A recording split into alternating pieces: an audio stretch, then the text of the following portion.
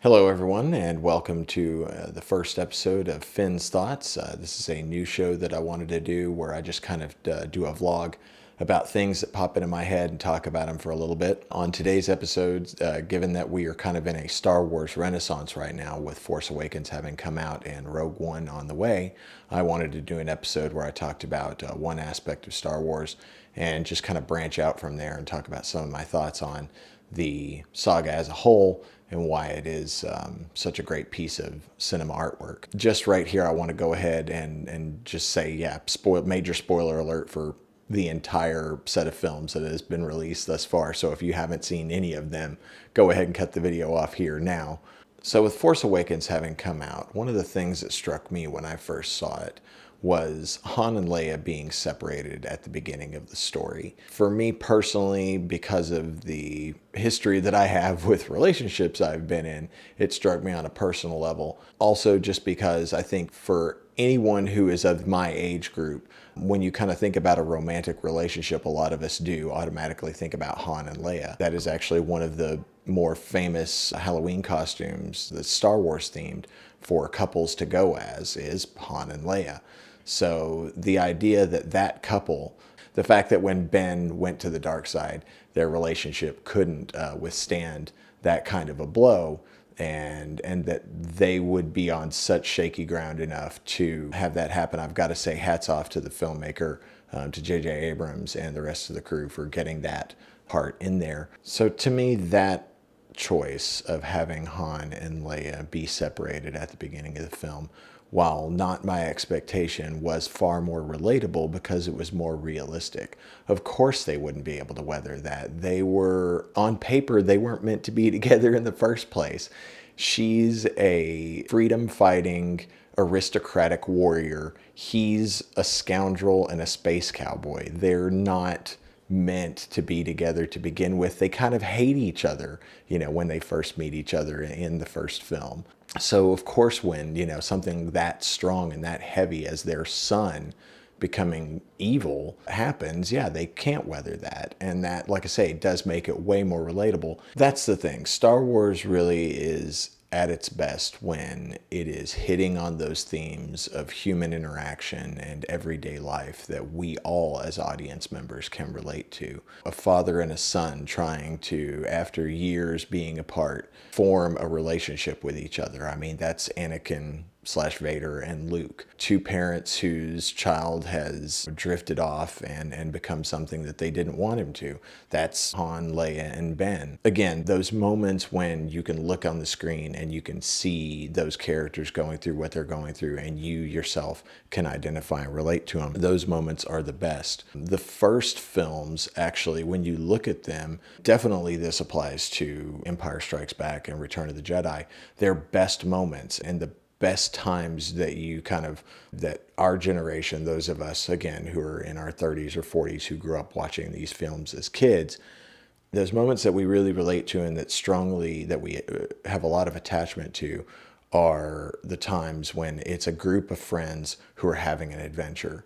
Bottom line, end of the day, when you boil that script down to its bare essentials, it is just this group of four people who, well, three people in a big woolly rug going through this adventure together. The fact that that builds such a huge bond between all of them as they go through that. The second trilogy is really the prequels. They're really just a tragic love story at the end of the day. It's a tragic love story between a man who has taken these vows and is not supposed to have any kind of an attachment in that sense to another person, and a woman who genuinely loves this man and watching him destroy himself because of his own past and his own past demons and his weaknesses. And when those films, though flawed they may be, are at their best, that is what's shining through. Those moments are the times when really the prequels do very well, especially in Rise of the Sith with, the struggle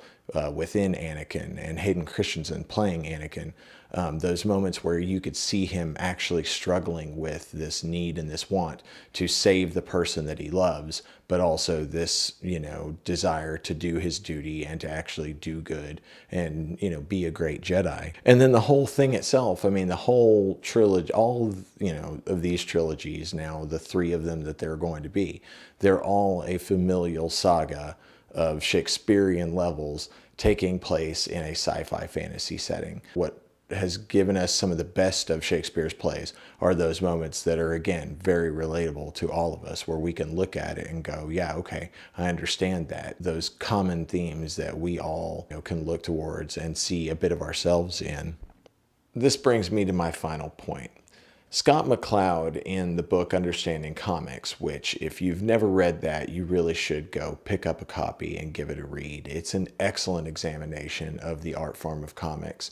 I think in some ways is one of the steps that led to more legitimacy for the art form itself. But it's an honest examination of why we love comics and why comics is and should be considered a legitimate form of storytelling. He examines the fact that if you take a cartoon image of a face, and the more simple that you make that image, the more that people can relate to it. That in and of itself, I think, applies with storytelling in a lot of different ways, not just with visual imagery or with pictures. I think sometimes, you'll see elements of that within actual writing and with plotting of stories. If you notice, a lot of your favorite films have a lot of elements to them that are simplistic on their surface, but that allows them to be more relatable to you, the audience member. The Man with No Name, the character that Clint Eastwood played in the Dollars trilogy, that character is really nothing more than just a awesome, smart mouth cowboy.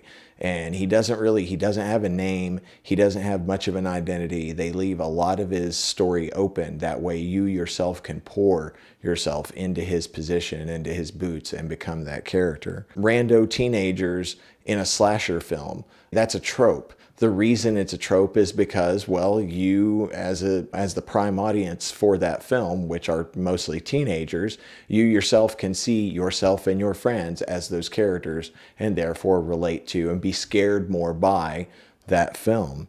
Joss Whedon. One of the reasons that Joss Whedon is so popular is that all of his material has some amount of relatability in it, whether it's the characters, the actual situations that are going on. Because with Buffy, yes, they're fighting demons, they're fighting vampires, they're fighting all these mystical creatures, but at the same point, they've still got tests to take, high school things that are going on that make it relatable to teenage audiences. One of his most popular works, Firefly, the crew itself is a family. It's a family that is a long way from home, and they've been pushed together, and they become a family as a result of being in these close quarters with each other. And those bonds grow as a result of that, and people can relate to that. This in and of itself does also apply to the Star Wars saga. And when you look at the best characters in there, the characters that you really relate to the most, they are in a lot of ways somewhat simplistic. They're an archetypical example of a style of character that allows you to identify with it. That way you can go on this adventure with these heroes. And the best moments of the Star Wars saga are those scenes that you identify with. A love that's gone bad that you can't do anything about. Being betrayed by your best friend. Falling in love with the last person that you would think you would fall in love with. All of those things take place in those films. And we can all relate to something within that list.